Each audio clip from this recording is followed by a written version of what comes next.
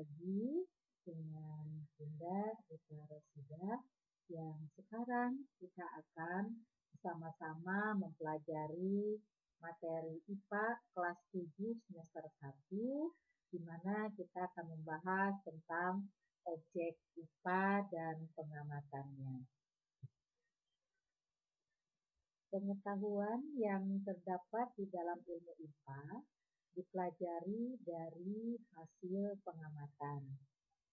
Pengamatan yang dilakukan pada objek IPA itu meliputi makhluk hidup, benda atau materi, dan fenomena atau gejala alam. Materi pembelajaran IPA itu sangat banyak dan sangat luas. Maka kita kelompokkan materi IPA itu ke dalam bidang-bidang ilmu IPA. Yang pertama itu adalah astronomi, di mana astronomi ini adalah ilmu alam yang mempelajari tentang benda-benda langit seperti bintang, planet, gugus bintang, galaksi, ataupun fenomena alam yang terjadi di luar atmosfer bumi. Atau bisa juga meneliti tentang gerhana matahari, gerhana bulan, semuanya ada di dalam astronomi. Materi IPA yang kedua itu adalah ilmu biologi.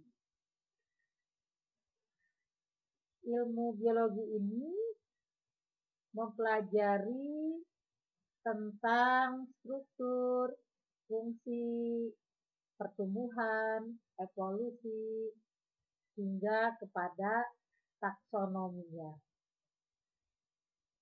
Selanjutnya ada ilmu ekologi.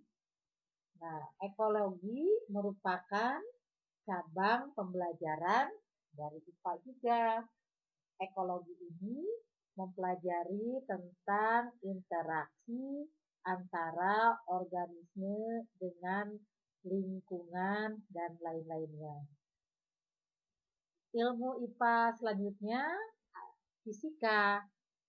Nah, dalam fisika ini mempelajari tentang gerak dan perilakunya dalam lingkup ruang dan waktu bersamaan dengan konsep-konsep yang berkaitan tentang energi dan gaya. Kemudian yang kelima ada ilmu geologi. Nah, geologi ini mempelajari tentang bumi, tentang komposisi bumi, struktur bumi, sifat-sifat fisik bumi, sejarah bumi, dan lain sebagainya. Pokoknya tentang bumi ada di geologi. Pelajaran IPA selanjutnya ada pada ilmu geografi. Nah, geografi ini mempelajari tentang lokasi serta persamaan dan perbedaan keruangan atas fenomena fisik dan manusia di atas permukaan bumi. Nah, ilmu IPA selanjutnya adalah tentang kimia. Di dalam kimia ini akan dipelajari tentang susunan, struktur, sifat, dan perubahan materi. Inilah materi-materi IPA yang sangat luas sehingga dikelompok-kelompokkan menjadi ilmu astronomi, ilmu biologi, ilmu ekologi, ilmu fisika, ilmu geologi, geografi, dan ilmu kimia. Ilmu IPA itu kan terjadi dari hasil pengamatan dan penyelidikan tentunya. Nah, proses penyelidikan IPA ini dasarnya ada 3.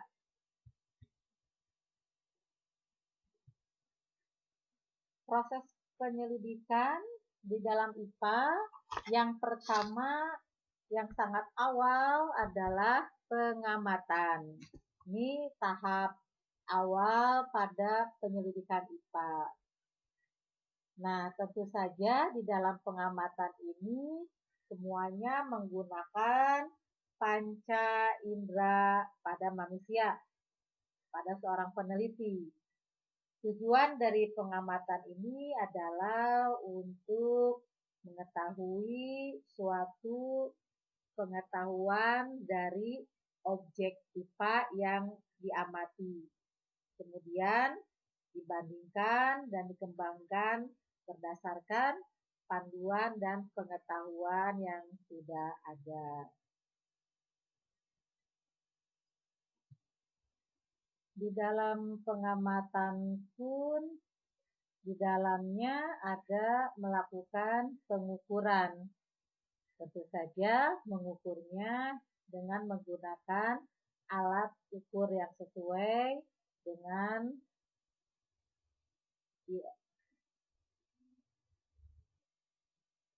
dan satuan yang standar. Nah, pengamatan ini dilakukan untuk mengumpulkan data dan informasi. Langkah yang kedua yaitu inferensi. Inferensi ini adalah merumuskan penjelasan berdasarkan pengamatan.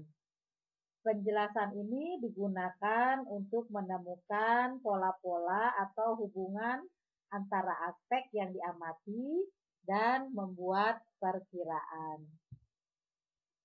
Nah, langkah selanjutnya yaitu mengomunikasikan. Mengomunikasikan hasil penyelidikan bisa secara lisan ataupun tulisan.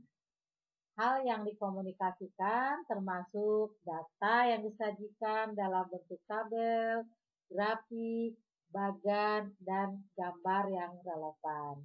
Biasanya kita nanti di dalam pembelajaran IPA di kelas, maka mengkomunikasikannya ini kita sebut dengan presentasi. Proses penyelidikan IPA tadi itu masuk ke dalam metode ilmiah.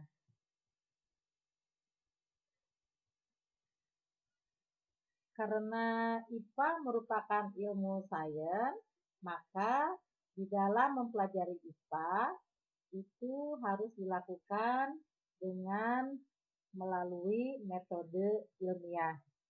Nah, langkah-langkah metode ilmiah ini ada 6.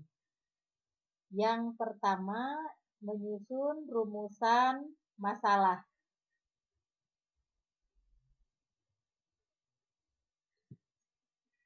Dari sekian banyaknya masalah yang ada di dalam lingkungan kita yang berkaitan dengan IPA, itu dirumuskan masalahnya yang dapat diuji dan dapat dipecahkan solusinya melalui penelitian.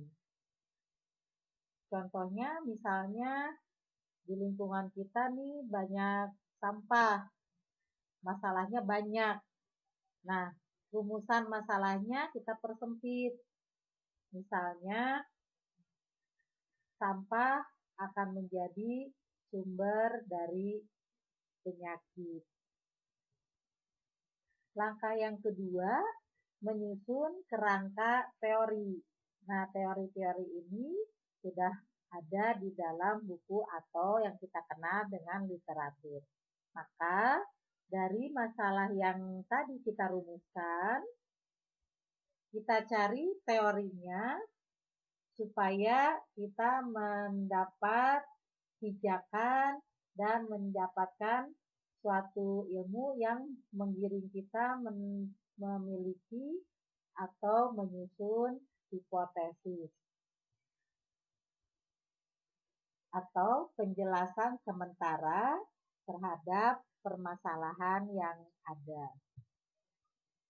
Setelah kita mengetahui ilmu yang sudah ada dari rumusan masalah, kemudian ada kerangka teori, maka yang ketiga adalah merumuskan hipotesis. Hipotesis ini merupakan jawaban atau penjelasan sementara terhadap rumusan masalah tadi. Tetapi kebenarannya masih perlu dibuktikan melalui percobaan. Selanjutnya, kita melakukan eksperimen atau percobaan.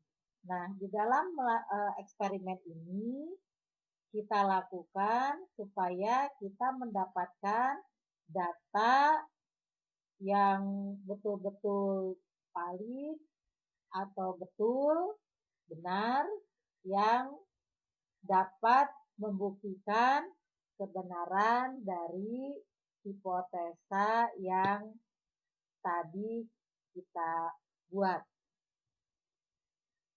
Langkah yang kelima, mengolah dan menganalisis data.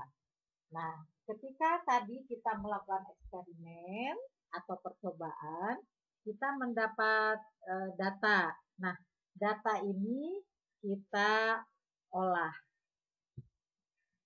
Pengolahan data bertujuan untuk memudahkan menganalisis hasil dari eksperimen tadi. Dalam menganalisis data, ini harus menyesuaikan data dengan teori yang ada. Selanjutnya, metode ilmiah ini yang terakhir adalah menarik kesimpulan. Dari hasil analisis ini dapat disimpulkan apakah tadi hipotesa yang kita buat itu sesuai tidak dengan hasil percobaan atau hasil data. Berarti kalau sesuai maka hipotesanya diterima. Tapi kalau tidak sesuai dengan hasil eksperimen, maka hipotesisnya ditolak atau tidak sesuai dengan data percobaan. Terima kasih sudah